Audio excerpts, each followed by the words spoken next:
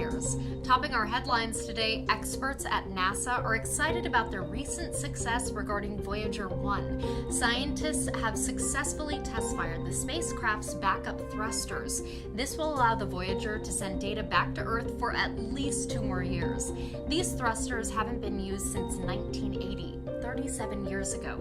The spacecraft's primary thrusters haven't been working so well, which is why NASA attempted to turn on the backup thrusters. In order for Voyager to send data, its antenna needs to point toward Earth. According to Engadget.com, the thrusters fire several 10-millisecond puffs, which allow the spacecraft to get into position. Since experts are pretty confident that the backup thrusters will work, they plan on turning them on permanently in January. Voyager 1 was first launched 40 years ago, and it's now 13 billion miles away. Your parents or even maybe your grandparents may remember this important launch. The primary mission was for Voyager 1 and its twin, Voyager 2, to explore our outer planets Jupiter and Saturn. Both spacecrafts exceeded scientists' expectations, and the missions were extended, allowing Voyager 2 to travel to Neptune and Uranus. In 2012, Voyager 1 entered interstellar space, making it the farthest spacecraft from Earth. What makes this mission so memorable isn't only the knowledge that we've gained about our solar system's outer planets, but the golden record that was placed on each Voyager. The records serve as a sort of time capsule of our planet's culture and diversity. One of the most prominent astronomers in the modern age, the late Dr. Carl Sagan and his associates assembled the records, which include music, sounds from Earth, and greetings in several different languages. Everything was put on a phonograph record that was a 12-inch gold-plated copper disc. You can check out the entire messages carried by the golden record at NASA's website. Well, space may be called the final frontier, but there are still discoveries to be made right here on Earth. So question for you, what is slightly pink, almost translucent, and can withstand water pressure heavier than 1,600 elephants standing on its head? It's a new species of snailfish, and it is the deepest fish ever caught in the Mariana Trench. Real quick, the Mariana Trench is the deepest part of our oceans and is located in the western part of the Pacific Ocean. This small fish swims 5 miles down in the ocean, which sets a new record for the world's newest, deepest fish, according to National Geographic. Snailfish appear to be plentiful and likely native to the trench. The deepest part of the ocean where the fish were found still extends 2 more miles down, but scientists say they doubt they'll find a fish swimming in those depths. Marine life is not biochemically built to withstand that tremendous pressure, but with the discovery of the snailfish, scientists admit that they could be proven wrong one day. One woman made history last month as reportedly the first contestant with Down syndrome to compete in a Miss USA pageant. The 22-year-old Michaela Holmgren competed in the Miss Minnesota USA pageant and earned 2 awards.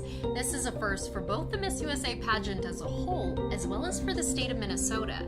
She won the Spirit of Miss USA Award and the Director's Award. Holmgren is a dancer and student at Bethel University. She's expected to graduate next year, according to the university's website.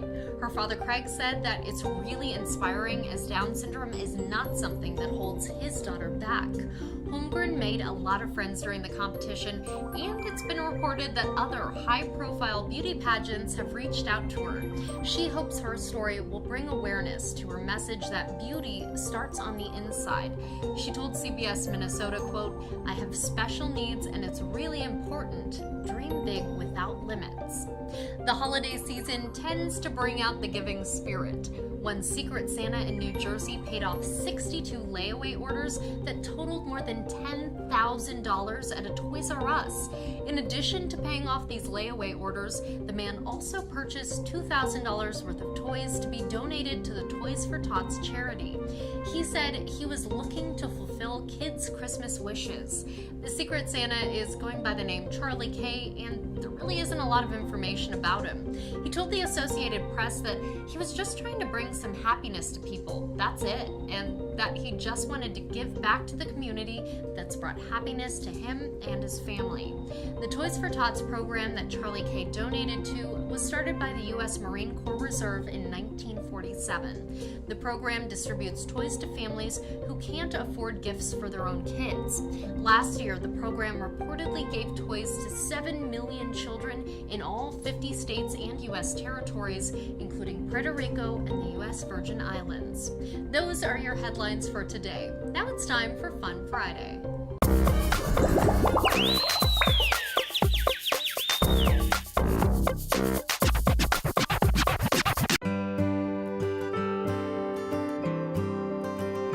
My wife and I have owned this business for 5 years. We love making chocolate and love even more seeing people eat it and get a big smile on their face.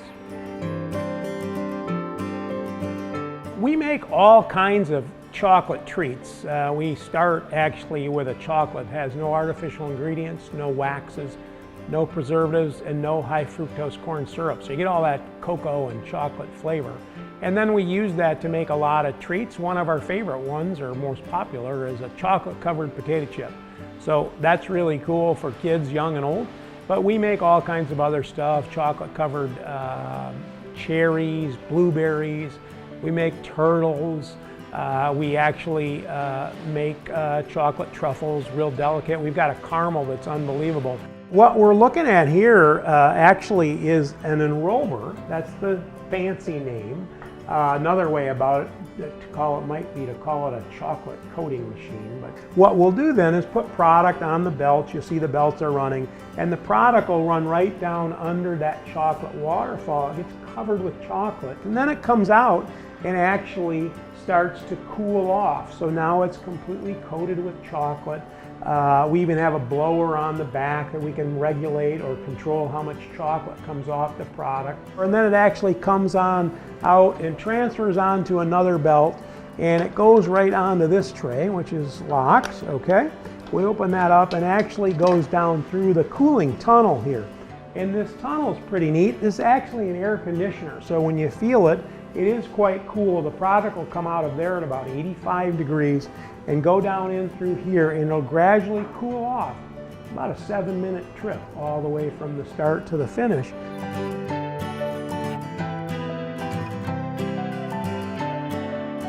You know, one of the questions that always comes up is, how do we get in the chocolate business? And I don't know if there's a really good answer other than to say it was a heck of a lot of fate and faith that got us to this point. But you know, really, my wife had owned her own business. I owned my own business. Really, we wanted to have a business of our own where we sold product that people enjoyed and that we enjoyed selling it to people. It's a fun product, a happy product. I mean, heck, who doesn't like chocolate? Sam's over there smiling because she is making our extremely popular caramel. So what's going on is it's a really buttery, creamy, smooth caramel. I think I see butter out there. I think I see corn syrup. I see sugar, sweetened condensed milk. So Sam's got the recipe all set and she's putting it in the caramel machine. It's really about putting the right thing in at the right time, at the right temperature. It's a real science project, actually. So that's what's going on in there.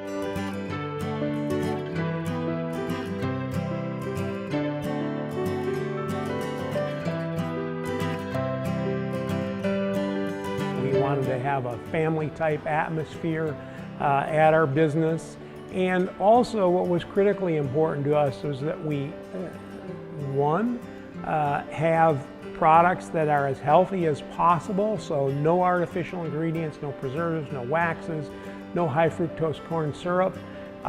You might think chocolate healthy. Actually it is. There are more antioxidants in cocoa than any other product there is. That's why dark chocolate has a big health kick around it, but it is actually very good for you. And then also on top of that, you know, we wanted to source local. That's really, really important to us as well. I mean, sooner or later, if your neighbor doesn't have a job, I don't think you're going to either. So we want to make sure we source local. I worked in the corporate world for 20 years on and off, and I really enjoyed that. I owned my own business prior to that. But, you know, to have a business, a small, locally owned business, that we can make a living on, that we can have a family atmosphere where other families can also grow and make a living on, and to contribute to a community, to give back to the community, be part of a community is really, really important to us too. I enjoyed my corporate experience immensely. I miss a lot of it I don't.